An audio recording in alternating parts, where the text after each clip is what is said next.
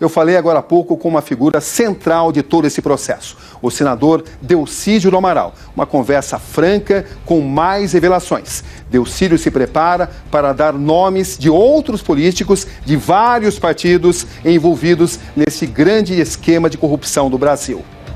No dia da votação do processo de afastamento da presidente Dilma Rousseff, um encontro com a figura central de todo o processo. Vai, Cabrini. Vai. Muito boa tarde, muito bem-vindo, viu? Obrigado. Aqui está o senador Delcídio do Amaral. Por favor. Como é que o senhor está, senador? Me recuperando. Acho que passei por uma cirurgia, tive aí alguns problemas de saúde e me recuperando. Espero que na próxima semana já esteja nas condições necessárias para voltar para o Senado.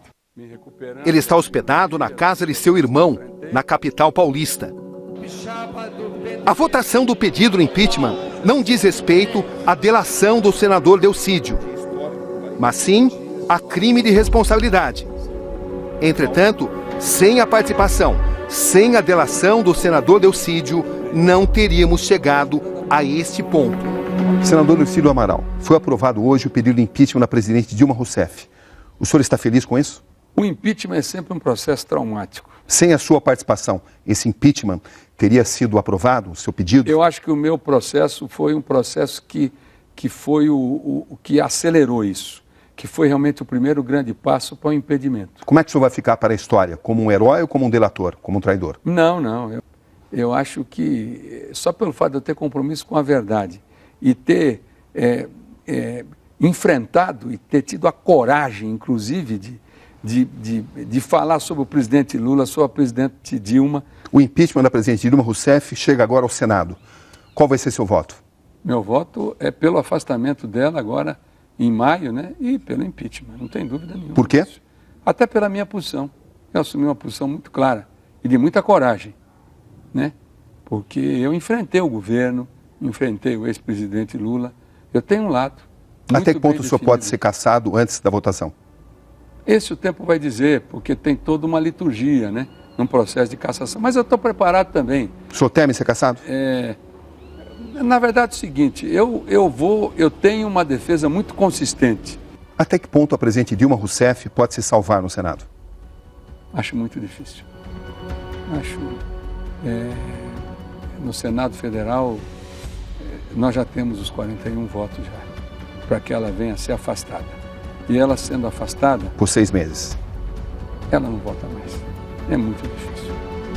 Ele amplia os detalhes de sua delação, mas não fica só nisso. Dá novas informações. Fala sobre o envolvimento de outros políticos, especialmente senadores. O senhor sabe, o senhor tem conhecimento de esquemas de corrupção ainda maiores que ainda não apareceram? Não apareceram ainda, mas surgirão nas próximas semanas, nos próximos meses, eu não tenho dúvida nenhuma disso. O senhor promete continuar estremecendo a República? Vou continuar trabalhando pelo Brasil. O senhor tem muitas informações que não apareceram ainda. Tenho. Até que ponto os tentáculos da corrupção atingem o Senado? Isso acho que o tempo vai dizer. Nós temos instrumentos muito fortes, está aí o Ministério Público, está aí Mas pelo seu conhecimento, estamos falando de quantos senadores? Não, sem dúvida nenhuma. O senhor não quer citar nomes, eu já entendi. Eu não quero citar nome também, mas não está quero falando numerar, de porque é um processo que vai evoluindo. Mas estamos falando de 2, 3, 4, 5... Não, é um número maior. Hoje, praticamente... Mais de 10? Hoje número aproximado, o senhor pode dar para mim? Acho que talvez de 15 a 20. Nós temos 81 senadores. Certo. De 81, 15 estão envolvidos com corrupção. Esse número 15 já é um número que já está consolidado. E o senhor tem informações sobre todos esses 15? A maioria deles, sim. Não tenho de todos, mas a maioria, sim. Envolvem a Petrobras e outras estatais? E outras estatais também. Quem é que deu ordem para que o Marcelo Odebrecht, o Otávio de Azevedo fossem salvos ou que se procurasse preservá-los? Não, na verdade... nunca foi falado especificamente o Marcelo ou o Otávio. Que eram os casos assim que naquela época estavam mais assim, estavam tramitando no STJ. E para isso era necessário um tentáculo no STJ? Absolutamente. Qual foi esse tentáculo no STJ? No STJ, o ministro Marcelo Navarro, eu era líder do governo, a própria presidente Dilma me pediu para que eu A ordem foi dela, pessoalmente? A ordem foi dela. Qual foi a ordem? Para que efetivamente muitas pessoas saíssem das prisões e, Que pessoas? consequentemente, executivos, dirigentes de estatal. Delcídio do Amaral ficou 87 dias preso na sede da Polícia Federal. Senador, o senhor sentiu que ia ser preso? Nunca. Eu estava num Fórmula 1 a 360 km por hora e bati num paredão. Difícil. O senhor não conseguiu prever que isso ia acontecer? Nossa, foi um choque. Um choque impressionante na minha vida. Gravações feitas pelo filho do ex-diretor da Petrobras, Nestor Cerveró, registraram o senador oferecendo auxílio financeiro e ajuda em uma eventual fuga do ex-diretor em troca do silêncio dele na justiça. O senador, é claro, cumpria ordens recebidas do ex-presidente Lula. A ideia de facilitar a fuga dele foi do senhor? Não, aquilo foi uma conversa... De onde vem essa ideia? Com todo o respeito, Cabrini, aquilo surgiu naquele diálogo, né? Mas conversa ridícula. Aquilo foi um ato falho.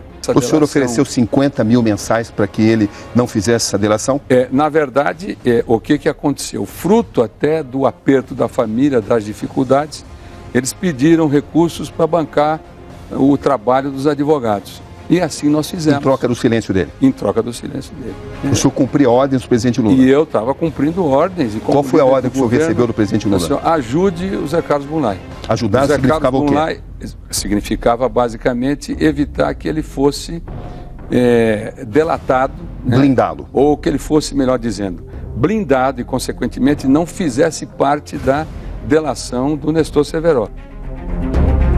A presidente Dilma Rousseff interferiu mesmo na Operação Lava Jato? Ou tentou? Não, tentou, evidentemente. O que ela tentou fazer exatamente? Interferir nas investigações, interferir do processo, desde que se iniciou em Curitiba, mas principalmente nos tribunais superiores. Para salvar empresários e para salvar políticos? De uma forma geral. Pelo seu conhecimento, a presidente Dilma Rousseff recebeu propina desse esquema? Não, ela não recebeu. Mas a estrutura política que a mantinha, sem dúvida nenhuma, se beneficiou de propina que está sendo agora denunciada pela Operação Lava Jato e o Judiciário efetivamente cumprindo o seu papel republicano dentro desse processo. Qual era o nível de conhecimento dela desse esquema de propina? Na verdade, a presidente Dilma não participava diretamente e não tratava desses assuntos, mas evidentemente tinha conhecimento de tudo o que acontecia nos escalões inferiores e, inclusive, nas campanhas eleitorais. Todo esse sistema de campanhas eleitorais é corrompido? Absolutamente. É o toma lá da cá. Totalmente corrompido. E se não for mudado, daqui a 4 anos nós estamos falando a mesma coisa de novo, daqui a 8 anos. Senador Delcídio do Amaral, o senhor é corrupto? Não. O senhor tem contas no exterior? Também não. Inclusive autorizei a justiça de próprio punho que checasse tudo isso aí. Qual foi o papel do presidente Lula nesse processo de corrupção? O presidente Lula, ele tinha conhecimento desses Ele tinha conhecimento todos. ou ele liderava? Não, qual foi o papel ele não atuava diretamente. Até um presidente não faz isso. Mas ele tinha conhecimento, ele participava das reuniões de definição de dirigentes, ele sabia o que os partidos da base faziam, quais os nichos. E não é só Petrobras, em outras empresas estatais, na máquina do governo, quem era quem, né? Evidente, ele não tinha uma atuação direta, mas ele tinha conhecimento. O senhor chegou a alertá-lo? Presidente, isso vai acabar mal? Eu alertei, algumas vezes eu alertei sobre isso. O que o senhor disse a ele? Dizendo que eu via com muita preocupação a maneira como as coisas estavam acontecendo e que isso poderia levar no futuro a grandes problemas. E o que ele dizia? Tinha uma autoconfiança enorme. Como também eu avisei a Dilma muitas vezes. O que o senhor avisou? Avisava dos problemas que estavam para vir, né, em função de como as coisas eram feitas. O que ela dizia? Também subestimava, porque ela tinha na cabeça dela o seguinte, que ela ia passar para a história como quem combateu a corrupção. Quem foi a grande artífice do combate à corrupção no Brasil. Por que ela acreditava nisso? Ela acreditava porque alguns auxiliares dela a convenceram disso. E pelo fato de dar liberdade à Polícia Federal? De dar liberdade à Polícia Federal, deixar a investigação andar, porque aquilo nunca ia chegar nela. Ia chegar em empresário, em congressista, no Lula, em muita gente, mas não ia chegar nela e ela sair forte dessa investigação. Um erro de cálculo? Absurdo. um erro grosseiro, um erro rudimentar de política. Foi por isso que nós chegamos nisso.